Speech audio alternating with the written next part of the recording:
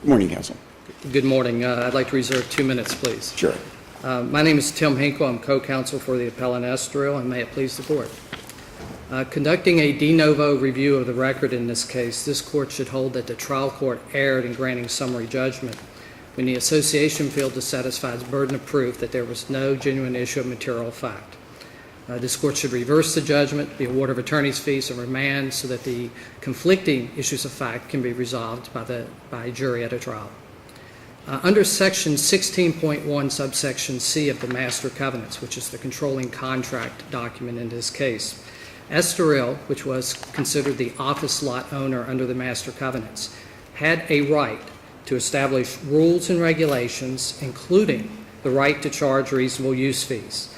Estoril had the right, which it did exercise, to charge the condominium unit owners at the Estoril Avenue condominium for parking in Estoril's garage. Liberally construing the Master Covenants as required under Section 1.2 of the Master Covenants, the record evidence does show that Estoril did attempt to regulate conduct, to give notice of those regulations to the association, and that is all that is required. How did it do that? They did that in a variety of ways. They charged. They sent out an invoice. They sent out bills. So the first establishment of the regulation is to send out a bill? No, Your Honor, it wasn't. So how did they establish the regulation or the rule that required charging for parking? In chronological order, what they first did is the condominium documents. They put in an overview spreadsheet. They put in budgets that $117,000 was to be paid for parking. What the trial court did was weigh that evidence and say, I don't really understand it. I haven't really looked at it, but I don't really understand what that means. That's a fact issue. The court should have seen the $117,000, which is a separate charge from the 16.4 assessment. Well, didn't the trial court take the position that that was parole evidence, and because the contracts were clear and unambiguous, that she could not look at that? She did take the position that notwithstanding a complete absence of evidence from the association and a mountain of evidence from Estoril, that, correct, Your Honor, that the term established rule and regulation, just that clause and nothing else in the Master Covenants, was so clear to Her Honor on summary judgment that she wasn't going to look at anything else, which was the exact opposite ruling she made on motion to dismiss. So that takes us back again to the first question, is how did Estoril establish the rule or regulation that required payment for parking? Correct, Your Honor. What they did was a number of ways. A rich record. First, in the condominium documents, they were in budgets, they were in the overview spreadsheet. They sent out bills. They had meetings with the association both before turnover and after turnover where they said, we're charging you guys for parking. There was a meeting, for example, in November 2008. They said, we're charging for the next 2 years. We, Estoril, as the office lot owner, are approving that. The court said, I give no weight to that at all. Was there a requirement in the Master Covenant that this rule or regulation be established in writing? There is no language, no, Your Honor. The Master Covenants does not discuss the form, does not discuss the manner. It simply has this broad, to be liberally construed language, established rules and regulations, not capitalized, not defined, where elsewhere in the Master Covenants, when we're speaking of a rule and regulation, it's capitalized. So if I were to understand your position to be that the meeting by Estoril and the condo association, during that meeting, Estoril said, we're going to charge for parking. This is how much we're going to charge for parking. If that is to be established by evidence that it was actually discussed orally or verbally, that is a rule and regulation that is established under the Master Covenant? Well, that's one of many efforts, but it was in the minutes. I always get concerned when someone tells me that there are many reasons for doing something one way or the other, because then I start thinking that they're not really sure of any of them. Well, not exactly, Your Honor, because we have a situation here where if they did agree, if that was disclosed during a meeting between the owners, the property owner, Estoril, and the association of the condominium owners, then that would be sufficient to establish a rule or regulation that payment is required for parking in the common elements, or the whatever you call those elements. The general share facilities. To answer your question shortly, yes, Your Honor. Yes. And that meeting, that specific meeting, there was minutes that discussed that very issue. And in your view, that would be sufficient? That alone should be sufficient. And that is because the Master Covenant does not require a writing? Is that what Does you're not saying? require writing. It simply says rules and regulations and establish. In fact, the trial court only focused on the first part of 16.1, where it says the right to establish rules and regulations. The court did not look at the very second clause, which says including the right to charge. We did charge.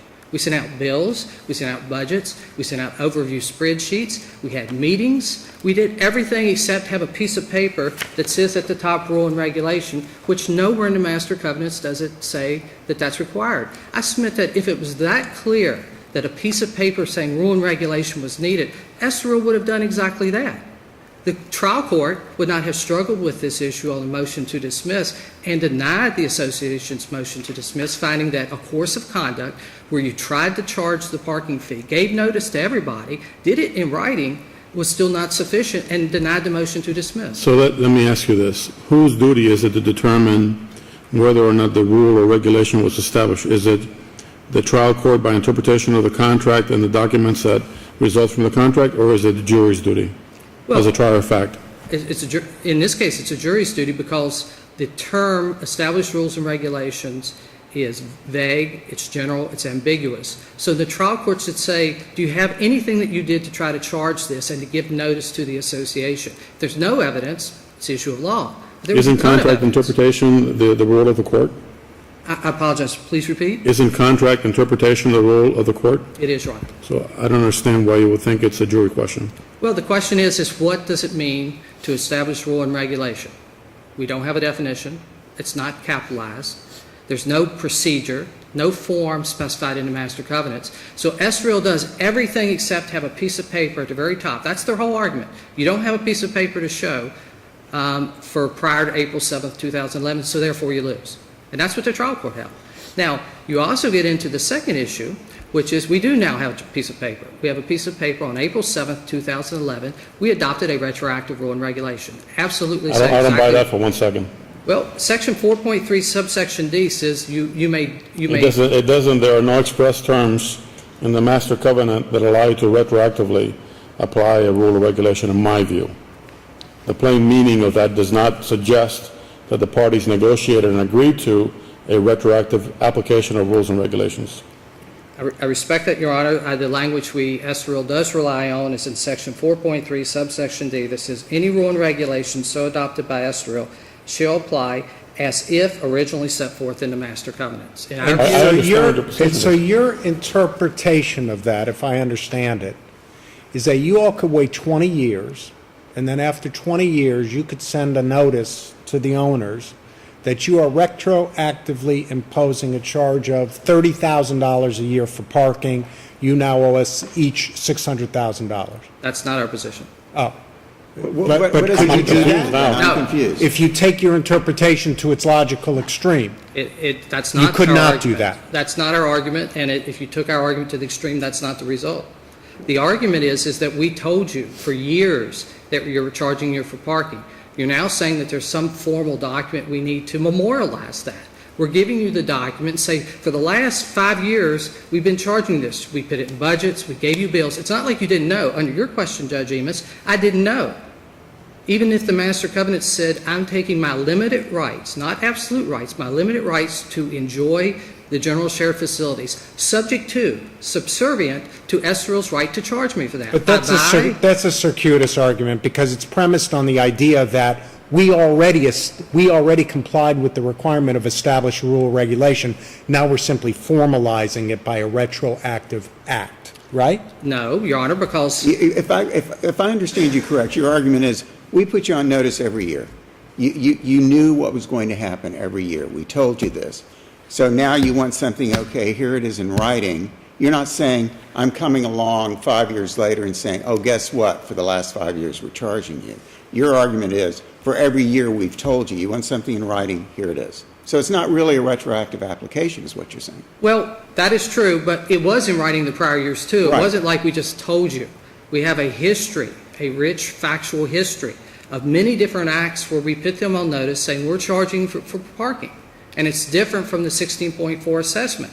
So it's not like Judge Emis's question where I say, it's like in the Winston Towers case where you can have pets, but years later, I'm changing the rules, no pets. There was never an expectation of the association or the condominium owners that they got free parking. There is no language in the master covenants that I get with my unit a parking space, that I get free parking. In fact, the master covenants say the Which begs the question, why would anybody buy a condo there? That's a Right? matter of I mean, I contracted understand the master bargaining. covenant says that. Well, this was a unique piece of property. This was not a typical condominium property. This was a mixed-use property. It was one of the first ones in South Florida with a unique document. The fact that people chose to accept those risks, chose to, in fact, if I go down to the marina and take the boat out to the lake, and the owner says, you know, when you do that, I'm going to charge you when you get back, and I do not ask what it's going to be, and I decide, okay, well, I'm going to do it regardless, and I take the boat out on the lake, that's my problem. That's the risk that they assumed. So the bottom line on this case is that there is many issues of fact. We have first the fact that the right to charge is in 16.1 subsection C. You mean the right to establish a rule and regulation regarding a user fee? Well, that's once again what the trial court held. Well, that's what the language says. I mean, it may be poorly written, but that is what it says. I don't think we can disagree on that, can we? We do disagree because if you look at the very next clause, including the right to charge, it doesn't say including the right to pass a rule and regulation to charge. Well, let's read what it says. Your client shall have the right to establish from time to time rules and regulation regarding the use of the general shared facilities, including without limitation the right to charge reasonable use fees. You're suggesting that the clause, rules and regulation, does not modify the clause of the right to charge reasonable use fees? That's exactly what I'm It's suggesting. separate and apart. It's separate and apart. Did you make that argument in your I brief? did. It's I believe about page 25. We said that's one of four positions. The first one is it's self-effectuating. You don't need a piece of paper if you're going to charge. If you charge, you're done. We charged for the parking. There's a history for years we did that. So that's done. But that's only the first argument. But it says including without limitation. It doesn't say and shall have the right to charge reasonable use fees. That It is says true. including. So including has to send you back to the previous clause that is modifying it. Well, including us. What does including mean then? Well, if you look at, including actually helps us. Because if including said a written proclamation, I would have a problem. It doesn't. It says including the right to charge. So what the drafters of that provision are saying is, we want this to be liberally construed as far as possible in favor of Estoril's rights to establish rules and regulations. But, once again, even if we take your position correct, Judge Eames, that there is rule and regulation requirement, you can't just charge. You have to pass this intermediary step. We have this. We have a rich history, budgets, bills, meetings. They paid. They paid in 2010 $3,750 per month. 2006, the full year was paid. Your best argument is that you engage in acts and conduct which regulated the right to use the parking facility. Whether it's a regulation or not, certainly you engaged in acts and conduct which was intended to regulate the owner's use of the garage, right? Well, this court will decide what's best, but it's certainly one of our primary arguments is that the right to establish rules and regulations is not defined, and therefore it's broad and general and vague, and therefore our course of conduct should go to the jury, just like in the Mayo case, and I forget the second case, that they say the issue... I know that we're pushing your time a little bit, and with Judge Suarez's permission, I'd like to ask you one more question. What is the effect of the payment of fees in 2006 on our consideration? Does that have any bearing on this? I was reading one of the cases this morning, and I'd be remiss not to mention it, but the case this morning said a developer's conduct may not necessarily be binding on the association. And that was under the control of the developer at the time? That is Right. absolutely true. Turnover was November 1st, 2007. However, it does show an effort by Estoril to charge the fee, and the fact it was paid. Thank you, counsel. Thank you. I'll let you save a couple minutes. We took you over. Thank you, Your Honor. Thank you. Your Honor. Just two quick points. One is we did raise a fourth argument, which I did not get to in my presentation, which was quantum merit. The fact is that the master covenants provide for the right to charge. They do not provide for a right to free parking. The association parked there for years. The argument that Estoril has raised is that you got a valuable benefit, you've not paid for it. The association's only position is you have an express contract, the master covenants that negate that. Under the law, generally, that's true. The difference is there's nothing in the master covenants that give a right to free parking. They talk about what happens when you charge of a rule and regulation. They don't say what happens if you park there and there's not a rule and regulation. You park on someone else's property, you have to pay for it. That's our last ground for reversal. The last point is the rule and regulation and establishment. There's not an objective standard.